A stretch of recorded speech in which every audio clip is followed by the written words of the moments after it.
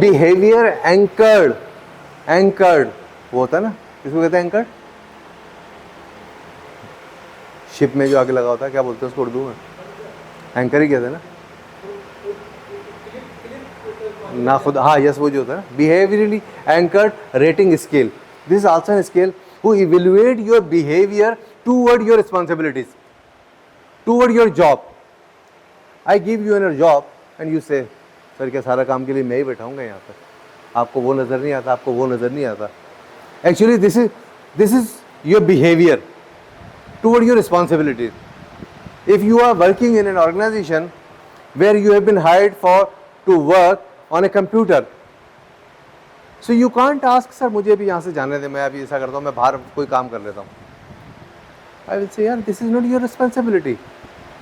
You are here as a data punch officer. You are not here to staple the copies. So you have been evaluated. You will be evaluated through your responsibilities. And what is your behavior toward your job? This will be evaluated in this rating system. ठीक है?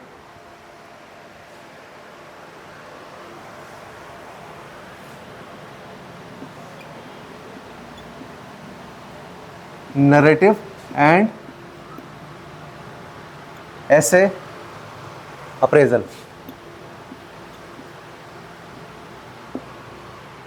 It is actually belongs, you are my subordinate, I sit together with you and evaluate your performance and write a very comprehensive letter to cover all your strengths, your weaknesses, your opportunities, your area of improvement. I write in a very comprehensive essay. ठीक है? And one copy give to you and one is submit to HR for your record, for your system. ठीक है? इसमें हम सारी चीज़ें cover करते हैं. As I have told you earlier कि I worked in a multinational company. Would you believe कि one of my appraisal was for my appraisement with my boss. We have went to Arabian Club for 2 days. ठीक, company ने हमें 2 दिन का वहाँ stay दिया Arabian club के अंदर. उन्होंने ये कहा कि आप अपने मूड को बिल्कुल सही रखें, बॉस के लिए कहा, ताकि आप जब इवेल्युएशन कर रहे हो तो कोई बाइसनेस ना आ जाए. मतलब बात होती है कि यार आज मेरा आपके साथ अप्रेजल है और मेरी बीवी से लड़ाई हो गई मेरी, तो अल्टीमेटली उसका आपके मूड पे असर पड़ सकता है. तो अब मेरी तो लड़ाई हुई है आज, वो ख़त्म हो जाएगी कल, लेकिन आपकी तो कैरियर तबाह हो गया. तो मोस्ट ऑफ द कंपनीज और the good companies they provide you the environment. You go on a very peaceful environment and take appraisal वहाँ. वो आपको वहाँ लेके जाएगा. वो वहाँ मुझे लेके गया. एक दिन उसने स्टे कराया मुझे वहाँ पर. अगले दिन उसने मेरे साथ सेशन किया हाफ डे का. अच्छा सा हमने लंच किया. शाम को हमने गोल्फ खेला. ठीक है, उसके बाद स्टे किया, डिनर किया. उसने फिर मुझे बताया कि देखें नवेद साहब, आपकी ये चीज़ें जो है ये अच्छी हैं, ये अच्छी हैं, ये अच्छी हैं, लेकिन आपको ये करने की ज़रूरत है, ये करने की ज़रूरत है, ये करने की ज़रूरत है, ये करने की ज़रूरत है. आपकी जो अच्छी हैं उसकी बुनियाद पर मैं आपको रिकमेंड कर रहा हूँ कि आपको इंक्रीमेंट लगना चाहिए आपका 30K का. उसके बाद आपको नेक्स्ट प्रमोशन देनी चाहिए. तो ये मैंने अपनी तरफ से कर दिया.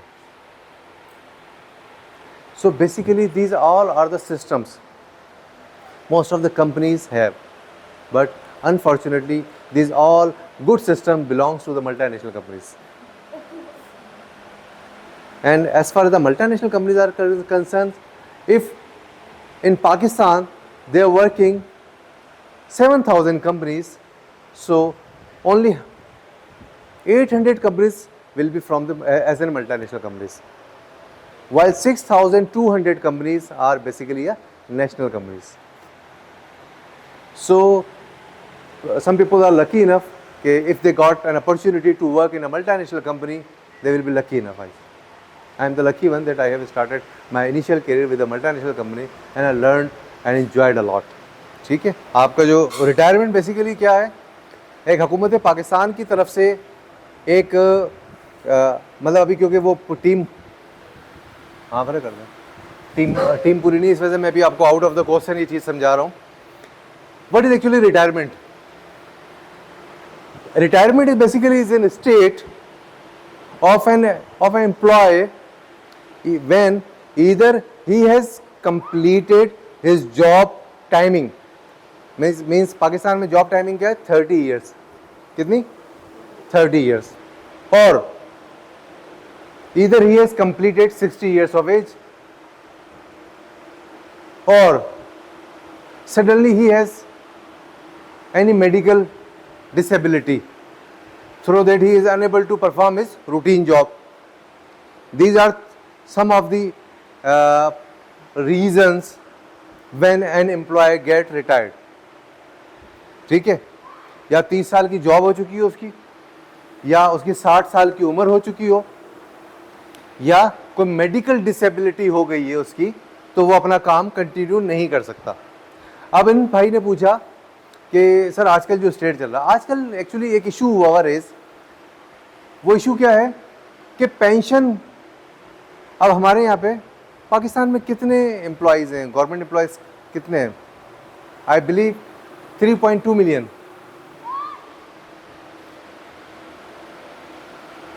ऐसे ही नहीं नहीं पता नहीं है, या मुझे निगेट कर रहे हैं? अच्छा, मैं मेरा ख्याल है कि 3.2 मिलियन.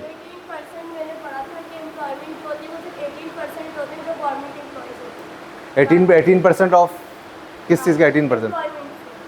नहीं, टोटल एम्प्लॉयमेंट का नहीं. देखें, मैं आपको इसकी बड़ी गिनती बता देता हूँ कि 8 लाख फौज है तो 32 लाख तो बन जाएंगे अब.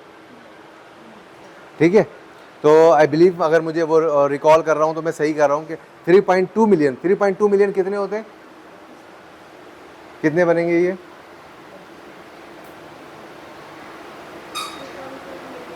हम्म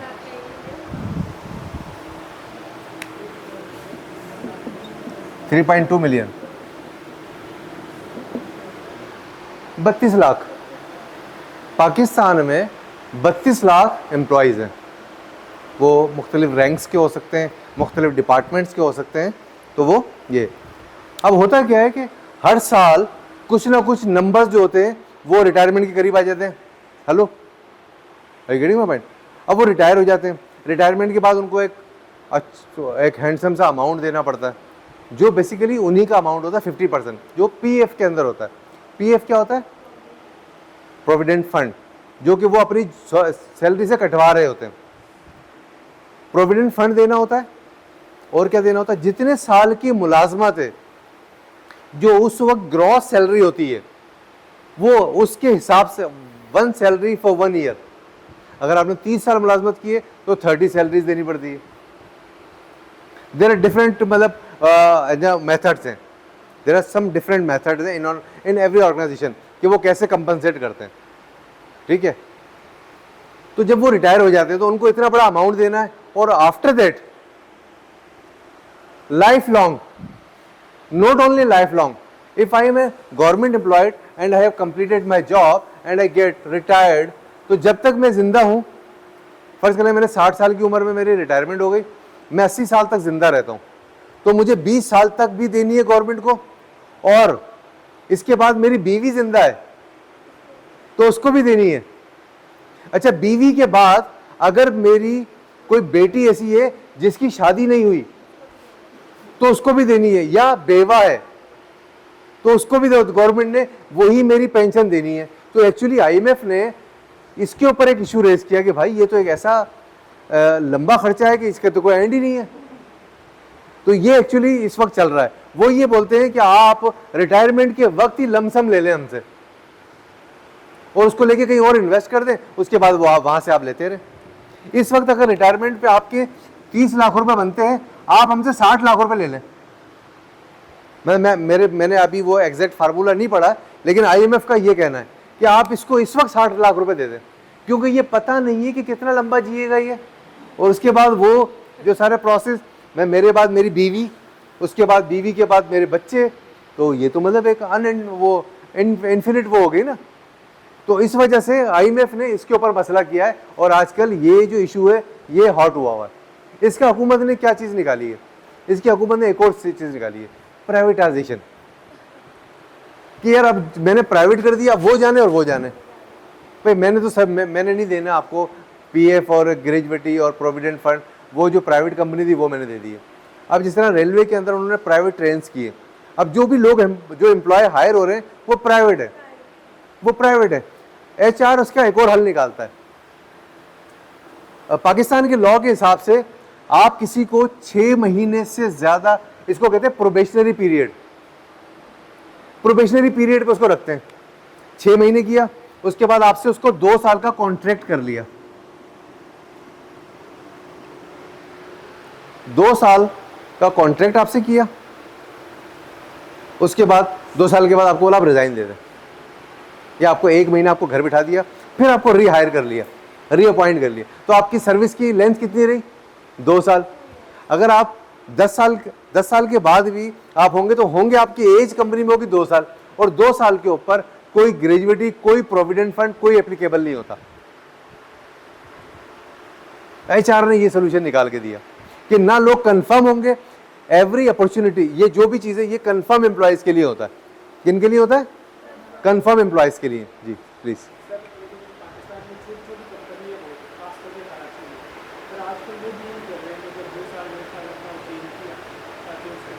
एक्चुअली ये है लेबर लॉ।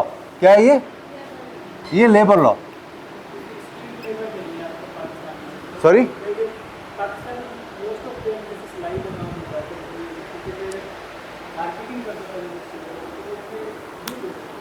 एक्चुअली मैंने एक कंपनी में काम किया, वो अपॉइंटमेंट लेटर ही नहीं देते थे आपको।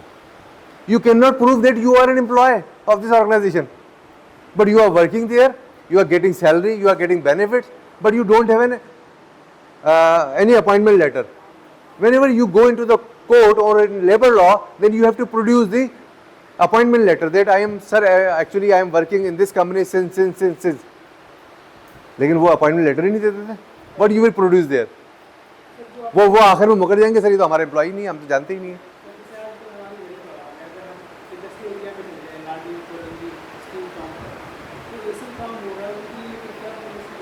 मैं इसके लिए कोई पॉलिसी नहीं है एक्चुअली। कंपनी आल्सो है। हाँ, अच्छा, उनको उन्होंने कर दिया डेली वेजेस के नाम पे। क्या कर दिया? Daily wages. If we have some requirement, then we will ask you to come and do our work and then go. वो कहलाते हैं डेली वेजेस। जो आपने देखा होगा, अगर आप कोरंगी से गुजरते हैं, सुबह तो बड़ी लाइनें लगी होती हैं, वहाँ पे लोग बैठे होते हैं ना, वो उनको बोलते हैं आ जाए। तो ये क्या होता है? वो डेली वेजेस होते हैं। तो ये हल निकाला उन्होंने। हम परमानेंट आपको जॉब नहीं दे सकते, समझ रहे? लेकिन लोगों की जो आप बातें कर रहे हैं ना, ये सारा जो हुकूमत पाकिस्तान की तरफ से एक डिपार्टमेंट बना हुआ है, उसका नाम है लेबर डिपार्टमेंट। क्या नाम है? Labour department. You can also appoint there in labour department. वहां पर क्या होगा? Labor department is responsible to ensure the benefit of the employees, despite either he belongs from the government or private. Labour department ये discrimination नहीं है कि यार आप गवर्नमेंट के एम्प्लॉय हैं तो आप मेरे पास आए, मैं आपका मसला हल कर सकता हूँ। नहीं। If you are getting unfair treatment in your organisation, then you can report into the labour department. होगा ये कि लेबर डिपार्टमेंट अपने पैसे बढ़ा लेगा उनसे।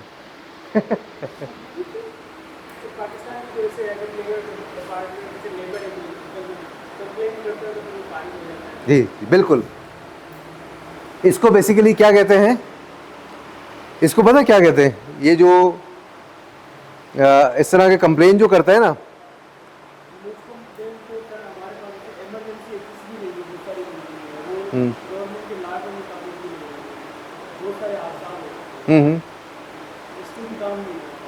एक्चुअली जो है ना, कंपनीज के अंदर ये बहुत सारे मसाइल होते हैं कि वो क्या बोलते हैं, जिसने कंप्लेन किया ना इसको फारिग कर दो। एक्चुअली होता क्या है कि वो कंप्लेंट कहीं ना कहीं जाके किसी और को भी हिट कर रही होती है। If you are doing wrong thing in the organisation and he is your peer, he is your peer. What do you mean by peer? Peer means who are working together on a same level. On a same level. He is your peer, and he report to the HR. Sir, Mr. X or Mr. Qasim is doing wrong thing with the organization, and it could lead to the harm to the organization. अच्छा, Mr. Qasim tell to his manager, sir, he is not doing good. ये मेरी complain कर रहा है, ये मसाइल आपके लिए भी हो जाएंगे. Actually, I am also the boss. I am also responsible for him. If Qasim is doing nothing or is doing wrong, then what the hell I am doing here? Then question will also arise to me. कि नवेसा, what you are doing? So actually we both come together and इसके लिए खिलाफ actually होता. But actually this is not very much common. But in Pakistan everything is fair. है ना? Now we come to our topic. The second topic is compensation and benefits. Compensation and benefit. Compensation basically आप जाते हैं, ये वो सब अलग लिख दिया है मैंने. कंपनसेशन एंड बेनिफिट, जहां पर इन्वॉल्व होती है सैलरी और रेवेन्यू, मालपानी. This is all related to the compensation. मतलब आपको एक बंदा अपॉइंट करता है, वो बोलता है आपकी 50,000 रुपये सैलरी है, तो ये क्या है? ये कंपनसेशन है. 50,000 रुपये कंपनसेशन है. ये बेनिफिट नहीं है. अभी बेनिफिट नहीं है. ये क्या है? ये आपके काम की कंपनसेशन है. एक्चुअली अगर आपको 50,000, आप गवर्नमेंट एम्प्लॉयज़ की देखेंगे ना, इनकी जो सैलरी होती है ना वो बहुत कम होती है. वो तो उनकी वो क्या होता है, वो कंपनसेशन होती है, बाकी चीज़ें बेनिफिट में होते हैं. ठीक है, वो बेनिफिट में, इसको कहते हैं पर्क्स. यार तुम्हारे पर्क्स कितने हैं वो मैं आपको आगे समझाऊंगा. तो सैलरी आ गई कंपनसेशन के अंदर कि आपकी सैलरी कितनी है. ठीक है, वो आपको सैलरी के बारे में बताएगा. वेरिएबल पे, ये क्या होती है?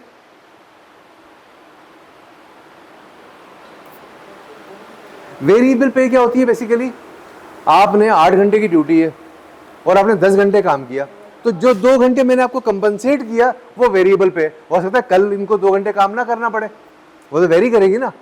हो सकता है डे आफ्टर टुमारो इनको 4 घंटे काम करना पड़े, तो उसके हवाले से आवरली मुझे देना पड़ेगा. तो ये वेरिएबल है. या इन्होंने बहुत अच्छा काम किया, कंपनी को बहुत बेनिफिट हो गया, तो कंपनी ने इनको इंसेंटिव दे दिया परफॉर्मेंस से रिलेटेड.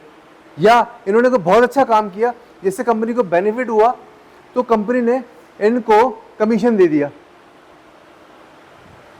जैसे मैं अपने यहाँ पर क्या करता हूँ कि बहुत सारे जो लोग अच्छी सेल्स वगैरह करते हैं, मैं उनको एक डायनियर्स की टी शर्ट लेके भेज देता हूँ. मैं उनको कोई सतरंगी का परफ्यूम लेके भेज देता हूँ कि एक परफ्यूम लेता हूँ 2-2.5 हज़ार का, और वो उसको भेज देता हूँ. This is actually not recommended here, और ये कहीं पे रिटर्न नहीं है, लेकिन क्या, टू मोटिवेट हिम. ठीक है. अदर अब आते हैं बेनिफिट. बेनिफिट्स क्या होते हैं? ये वेरिएबल होते हैं और हर कंपनी में होते हैं, किसी में होते हैं, किसी में नहीं होते. But you being an officer, you must know what the things considered in the benefits. Health benefit, बहुत सारी कंपनीज में आपकी हेल्थ इंश्योरेंस होती है, बहुत सारी में नहीं होती. होती है ना, वो बोलते हैं भाई आपका मेडिकल है, अगर अल्लाह ना करे यहाँ पर कोई ऐसा इंसिडेंट होता है जहाँ पर कोई मसला हो जाता है, तो आपकी सारा मेडिकल कवर आपको कंपनी देगी. या बहुत सारी कंपनियों में आपकी फैमिली के भी होते हैं, पेरेंट्स का होता है स्पेशली, या आपकी इमीडिएट फैमिली होती है, उन सबको हेल्थ बेनिफिट मिलता है. कुछ ऑर्गेनाइजेशन है पाकिस्तान के अंदर जिस तरह है. ठीक है. उसके अलावा रिटायरमेंट बेनिफिट. रिटायरमेंट आप होंगे तो आपको पेंशन मिलेगी, आपको ग्रेजुएटी मिलेगी, आपको जो आपका PF होगा वो मिलेगा, आपको डिफेंस में बंगला मिलेगा, है ना. ऐसे ही होता है ना.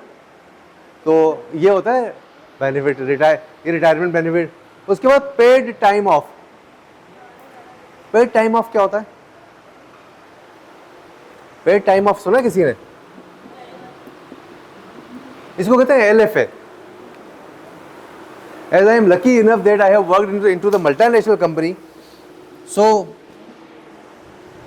ये भी वहां था. बाकी पेड ऑफ क्या होता है कि आप छुट्टी करेंगे तो आपको पैसे मिलेंगे, वरना नहीं मिलेंगे. वो बोलते थे कि आपकी जो साल की छुट्टियां हैं आप अपनी फैमिली के साथ एंजॉय करने जाएं और वो छुट्टियां अवेल करेंगे तो आपको पैसे मिलेंगे. वो कौन सा बेवकूफ़ होगा जो छुट्टी नहीं करेगा जब पैसे भी मिल रहे हो? तो ये होता है पेड टाइम ऑफ, कि आपको पैसे आपको मिल रहे हैं, आपकी सैलरी नहीं कट रही है. आपने ये बोला कि मैं सर अपनी फैमिली के साथ नारायण कागज जाना चाह रहा हूँ और मेरी छुट्टियाँ पड़ी हुई हैं, जिसको प्रिविलेज लीव कहते हैं ना, प्रिविलेज लीव, या PL प्रिविलेज लीव होती है आपकी, कोई महीने भर की आपकी जो है ना प्रिविलेज लीव होती है, जो कि आप आम साल के किसका leave fair assistance, leave fair assistance, मतलब आपको जो है आपको लीव के दौरान जो फेयर वगैरह लग रहा है उसकी असिस्टेंस दी जा रही है, ठीक है। इसको LFA कहते हैं। पे इसको HR की ज़बान में कहते हैं पेड टाइम ऑफ। आप भले आपका टाइम ऑफ है लेकिन आपको पेड, आपको पेमेंट आपको पूरी मिलेगी। फ्लेक्सिबल वर्क अरेंजमेंट, अभी जिस तरह कोविड आया था, भाई सब मिल नहीं सकते तो आपको बोला कि आप घर से काम करें, फ्लेक्सिबल था ना वो। तो बहुत सारी ऑर्गेनाइजेशन ऐसी होती हैं, specially those who are working on this notebook, वो तो कहीं पर भी कर सकता है। उनको बोलेंगे यार आपको ये मैंने असाइनमेंट दे दिया, यार अब आप सुबह आएँ या ना आए, मुझे ये रात को असाइनमेंट दे दें। वो बोलेगा सर मैं ऑफिस नहीं आऊँगा, क्योंकि मैं ऑफिस आता हूँ तो मुझे बड़े मसले और दूसरे काम में लग जाता हूँ, मैं घर से बैठ के आपको भेज दूंगा। ये क्या है? ये फ्लेक्सिबल है। वहाँ आपकी एब्सेंट नहीं लगेगा कि मैंने सर काम करना था, मैंने काम कर लिया। यार आप ठीक है, आपका कंफर्टेबल होता है सर मैं वो बोलते हैं कि यार आपकी ना 8 घंटे की ड्यूटी है। कितने घंटे की ड्यूटी होती है अमूल? 8 घंटे की ड्यूटी होती है। वो बोलता है sir I M opting 12 to 8, मैं आराम से सो के उठूंगा, 12 बजे आऊँगा और 8 बजे चला जाऊँगा, अपना काम पूरा करूँगा और आप अपने आवर्स में पूरे करूँगा, ठीक है। तो ये क्या है? Flexible work arrangement. Family and parental leave के जिस तरह फर्ज करें कि बहुत सारी फीमेल्स होती हैं and that get conceive and deliver baby, तो वो जॉब तो कर रही है ना, पाकिस्तान के अंदर इतनी लड़कियाँ जॉब कर रही हैं, तो उनके जो है वो जो पैदाइश वगैरह होती है बच्चे की, तो उसको गवर्नमेंट की तरफ से 4 महीने की छुट्टियाँ हैं। 4 महीने की छुट्टी है कि आप अपने बेबी को टाइम दें। मल्टीनेशनल कंपनी में बाप की भी छुट्टियाँ हैं कि आप भी 1 महीना कम से कम अपनी बीवी के साथ रहें। This is the high time, she needs you, your baby needs you. तो ये क्या है? ये फैमिली एंड पेरेंटल लीव्स है, ठीक है। आप बोलो सर कौन सी दुनिया की बात हो रही है? Thank you. Education and training, some organisations encourage you, जैसे पाकिस्तान के अंदर है कि अगर if you are a PhD और MPhil, then you submit your degree and you will get 5,000 rupees more from the government। और या मैं गवर्नमेंट जॉब में पढ़ना चाहता हूँ, they will encourage you कि आप पढ़ें यार, ठीक है कोई मसला नहीं। इसकी एक और मिसाल है, अमूमन गवर्नमेंट ऑफिसर जो लेक्चरर होते हैं वो ड्यूरिंग द एजुकेशन वो PhD के लिए बाहर जाते हैं, ऐसे ही होता है ना। तो ये क्या होता है? ये एजुकेशन एंड ट्रेनिंग के लिए भेजा जाता है। जैसे बहुत सारे ऑफिस CSP ऑफिसर से बाहर जाते हैं ट्रेनिंग के लिए, USA के अंदर आर्मी के बहुत सारे लोग होते हैं, वो उनको बाहर ऑस्ट्रेलिया और यहाँ भेजते हैं, भेजते नहीं भेजते। तो ये क्या होता है? Education and training. ये सारे इनटेंजिबल होते हैं। क्या होते हैं ये? मतलब जिनकी कोई मतलब आप इनको छू नहीं सकते, ये ऐसे एहसास होते हैं जिनको आप छू नहीं सकते, ठीक है। एम्प्लॉयज असिस्टेंस प्रोग्राम,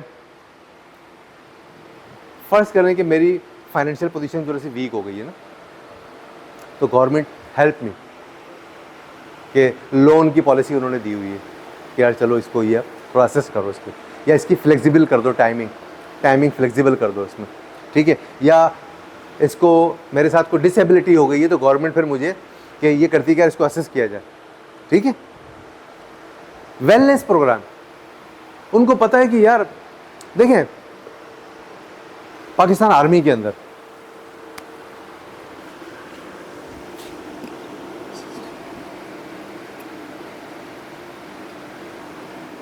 एक SSG कमांडो और एक जो आर्म फौजी होता है, there is a big difference. क्यों? बिकॉज इसके लिए ही इज आवर असेट। ऐसे नहीं कि बाकी असेट नहीं होते, इसके ऊपर एक्सपेंस बहुत हुआ होता है, इसको मेंटली तौर पर बड़ा अलर्ट रखना होता है। तो इसकी छुट्टियां, इसकी वेलनेस और ये सारी चीज़ें करते हैं। अमूमन कंपनीज के अंदर क्या होता है कि जिम बनाते हैं वो लोग, वो बोलते हैं कि हमने जिम बनाया। इन अ मल्टीनेशनल कंपनी वो जिम बनाती हैं और जिम के अंदर आप जब 1 घंटा लगाते हैं वो आपकी ड्यूटी आवर्स में से लगवाती है। ये नहीं कि आपको बोले कि मेरा घर जाने का टाइम हुआ तो आपने बोले जिम में चले जाओ। वो बोलते हैं नहीं, at 4 PM you can leave your office and you can go to your gym and get 1 hour there और उसके बाद आप 5 बजे आप सबकी छुट्टी हो जाएगी। या अदरवाइज अगर आपने ज़्यादा करना है तो आप 5 बजे के बाद चले जाएं। तो organization has gym for wellness program. ऐसे ही recognition and reward. If employ is doing good then he must deserve the recognition and reward. ठीक है ना। रिकॉग्निशन मैंने आपको बताया था, if I give you a certificate you must be appreciate. ठीक है ना। यू वांट्स कि हाँ yes sir I am getting motivated. Reward हमेशा पैसे नहीं होते। और मैं आपको बताऊं, अल्फाजों से बढ़कर कोई रिवार्ड नहीं होता। अल्फाज मतलब बिहेवियर। आपके बिहेवियर का नरेशन तो आप अल्फाजों में ही करेंगे ना। तो आप हमेशा याद रखें, must appreciate each other, must appreciate each other. आज इनको अप्रिशिएट करना चाहिए आप सबको, यार तुमने अच्छे सवाल किए थे। You will get confidence, you will get confident, you will get improve yourself. yes I am getting something. कल कोई बंदे को आप अपने आप को बोलें यार कि यार वो जो सर ने कल लेक्चर पढ़ाया था यार कुछ है क्या उसके, वो डिस्कस कर लेते हैं। अप्रिशिएट हिम कि yes you are doing good. Everyone including your mother wants appreciation. बीवी तो चाहती है, मैं मदर की बात करूँ, वो उसका बड़ा लव अनकंडीशनल होता है। मदर का लव तो बड़ा अनकंडीशनल होता है। लेकिन अगर आप बोलते थे अम्मी आज बड़ा अच्छा खाना बनाया, आज बड़ा अच्छा हो, अगर आप नहीं भी बोलेंगे तो भी वो अच्छा खाना बनाएंगी। ऐसे ही है। आज अम्मी घर में बड़ी अच्छी साफ सुथरी सफाई नज़र आ रही है, वो अम्मी मारने शुरू कर दें। बाकी दिनों में क्या होता था, तो मैं जब भी साफ कर दूँ। लेकिन एप्रिसिएशन, रिकॉग्निशन, रिवार्ड। आपका छोटा भाई अच्छा काम कर रहा है, yes promote him, give him some good words. आप यकीन करें यू विल गेट रिस्पेक्टेड। क्या चला गया आपका, अल्फाज ही तो गए और क्या हुआ। अल्फाज की कोई वो तो नहीं है ना आपके पास क्या 650 अल्फाज थे वो ख़त्म हो गए, ऐसा तो नहीं होता ना। तो फिर अच्छे अल्फाज आप करें, एक दूसरे के लिए अच्छे लफ्ज़ बोले। मुझे यकीन था कि जब मैं ये चीज़ बात कर रहा था ना कि आप लोग अपने आप को कंसीडर करें कि यार यू आर एन ऑफिसर,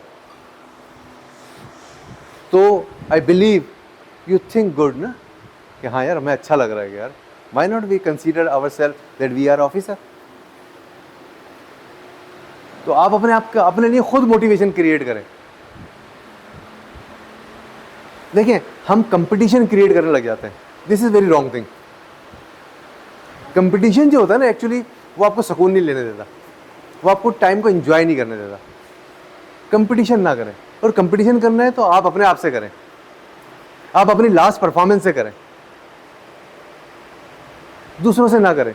दूसरों से करेंगे अपना जहनी सुकून खराब करेंगे। अपने विजन्स को हाई रखें, पॉजिटिव माइंडसेट के साथ काम करें, you will enjoy the life. This is all about from the today.